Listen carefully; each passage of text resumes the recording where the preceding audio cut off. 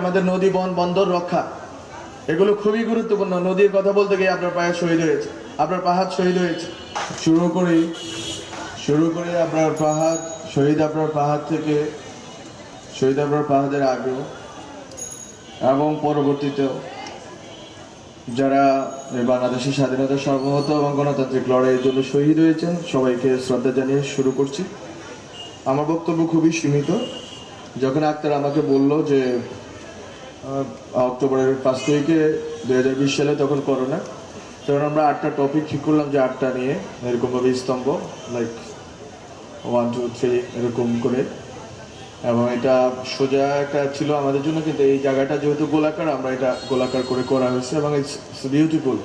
I think যারা কাজটা করছেন, বুয়েটে যারা ছিলেন এবং যারা স্থানীয় সরকারে ছিলেন কাজ করছেন, সবাইকে ধন্যবাদ। এটা হওয়াটা ইটসেলফ আমাদের জন্য অনেক বড় একটা সাফল্য। আমরা অন্তত একজন শহীদের লড়াই এবং তার স্মৃতিকে আমরা স্থায়ী রূপ দিতে পারলাম। কি বুঝলেন ভাই? অনলি যেটাই চাই।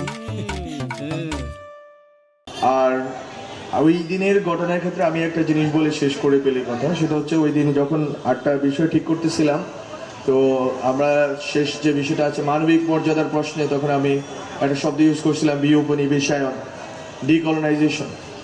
তো হাসিব স্যার একটা কথা বলে গেলেন যে উপনিবেশ বা বিরোধিতা এবং আজকে আবরার পাহাড়ে যে আগ্রাসন, আধিপত্যবাদ বিরোধিতা, এগুলো ওতপ্রোতভাবে জড়িত।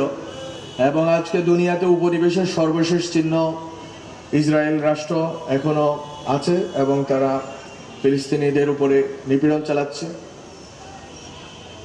এই কলোনিয়ালিজমের ক্রাইসিসটাকে আমরা ওখানে অ্যাড্রেস করার চেষ্টা করছিলাম, কিন্তু এটা যে কোনোভাবে হোক শব্দ বেড়ে যাওয়া বা থাকে না, যেটা সৌন্দর্যের জন্য হয়তো কেটে ফেলা হয়েছে পরে বা আমরা বাদ দিছি, সেটা হচ্ছে উপনিবেশায়ন বা উপনিবেশ বিরোধিতার চেয়ে গুরুত্বপূর্ণ আমার কাছে একটা চিন্তা মনে হচ্ছে। সেটা হচ্ছে এটা আমি মনে করি যে থিওরিটিক্যালি এটা এক্সপ্লোর করা দরকার বাংলাদেশে যারা চিন্তা করতে চান, কাজ করতে চান, অ্যাক্টিভিজম করতে চান। সেটা হচ্ছে কলোনাইজিবিলিটি, বা আমি আমার সোসাইটির ভিতরে এমন কোনো উপাদান আছে কিনা যে কারণে আমাকে আধিপত্যের শিকার হইতে হয়, আমাকে আগ্রাসনের শিকার হইতে হয়, আমাকে উপনিবেশের শিকার হইতে হয়।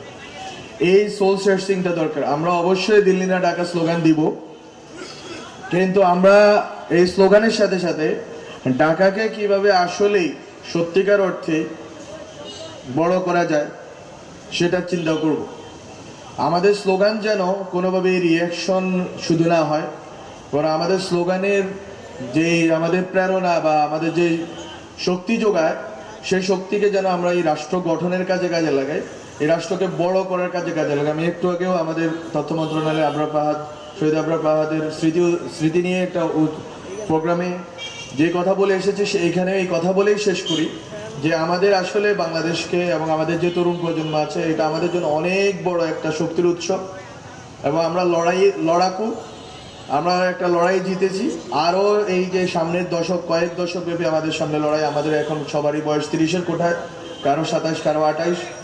আমরা যদি আসলেই আবরার পাহাড় এবং জুলাই অভ্যুত্থানের শহীদদেরকে ধারণ করে আসলেই আমরা আধিপত্যবাদ, আগ্রাসন এবং উপনিবেশবাদকে আমরা পরাস্ত করতে চাই, তাহলে আমাদের নিজেদেরকে প্রস্তুত করতে হবে, আমাদের দেশকে, আমাদের এখানে সমাজকে প্রস্তুত করতে হবে। এখানে সবাই রাষ্ট্রের কথা বলে, কিন্তু সমাজ গঠনের কথা কেউ বলে না। সামাজিক পেশিবাদের কথা আমি বলি মাঝে মধ্যে। সমাজে যেই রাষ্ট্রীয় পেশিবাদের কারণে সমাজের ভিতরে যেই সংকটগুলো তৈরি হয়েছে, এই সংকটগুলোকে আমাদের সমাধান করতে হবে। আমাদের ভিতরে অনেক আইডেন্টিটি পলিটিক্সে অনেকগুলো ক্রাইসিস আছে, এগুলো সমাধান করতে হবে। এবং আমাদেরকে ভাবতে হবে যে আমাদেরকে বিরোধিতার জায়গা থেকে আমাদেরকে প্রোঅ্যাক্টিভ কাজের দিকে ঢুকতে হবে। আমাদের প্রতিষ্ঠান বানাইতে হবে, রাষ্ট্রের প্রতিষ্ঠান, রাষ্ট্রের বাইরে প্রতিষ্ঠান গড়ে তুলতে হবে। আমাদের যে ব্যক্তিগত সামর্থ্য আছে, এই সামর্থ্যকে আরও বেশি বাড়াইতে হবে। আমাদের এখানে ভালো education, health and research institution লাগবে। আমাদের যারা ডায়াসপোরা আছে তাদেরকে নিয়ে আসতে হবে। This is whole vision. এই ভিশনকে ধারণ করাটা আমি মনে করি আপনার পাহাড়ের প্রতি আমাদের ট্রিবিউট হবে, যে আমরা এই ভিশনটা ধারণ করব। এই ভিশনে যে দলে করুন না কেন, দল না করুন, রাজনীতি না করুন, কিন্তু আপনি একজন সাধারণ researcher, just do it for the sake of this nation, for the sake of our independence and sovereignty. So this is the call I think Abrar Fahad বলে গেছে আমাদেরকে, আমাদের জুলাই শহীদরা বলে গেছে। আমরা রিয়াকশনের বাইরে আমরা কিভাবে প্রোঅ্যাক্টিভ অ্যাক্টিভিজম, আমাদের উদ্যোগ এবং পলিটিক্স করতে পারি সেই দিকে বাবার জন্য আমি অনুরোধ করব।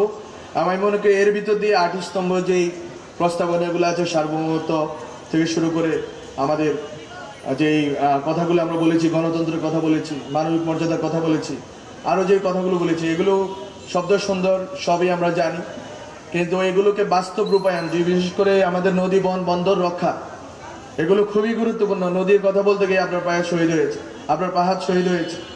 ফলে আমাদেরকে এই জায়গা থেকে আমাদের দেশের প্রতি আমাদের কমিটমেন্টটা আমাদেরকে রাখতে হবে, এবং এই কমিটমেন্টের জায়গা থেকে আমাদের নিজেদেরকে প্রস্তুত করতে হবে, সমাজকে প্রস্তুত করতে হবে, রাষ্ট্রকে প্রস্তুত করতে হবে। বাংলাদেশ অবশ্যই গ্লোবালি লিড দিবে, আমাদের তরুণরাই আমরাই লিড দিব। সবাইকে ধন্যবাদ। আপনার পাহাড় অমর হোক।